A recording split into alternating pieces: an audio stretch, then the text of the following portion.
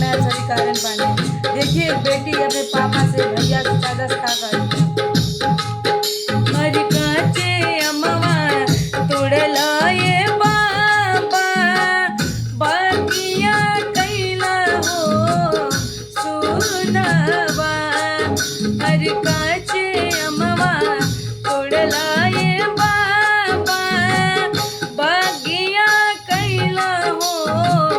सुनवा हर सुनर धिया भी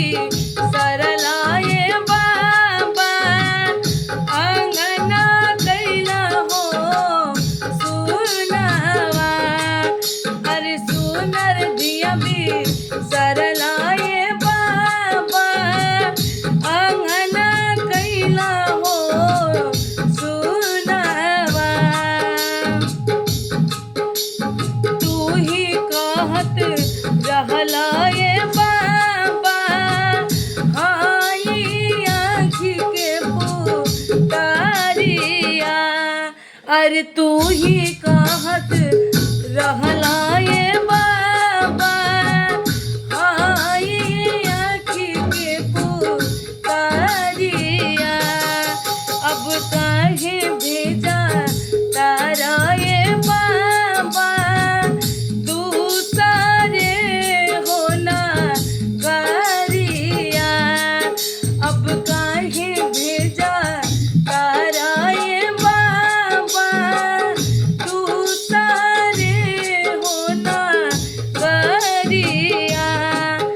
अरे रोजे रोजे कहला ये बाबा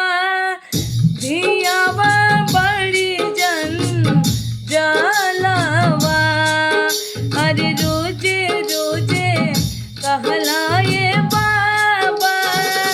धियावा बड़ी जन जलावा अरे एको दिन ना कहला ये बाबा पा तो हिया हई जन जलावा हरे को दिन ना कहला ये बाबा पा तो हिया हई जन जलावा हरे काचे अम्मा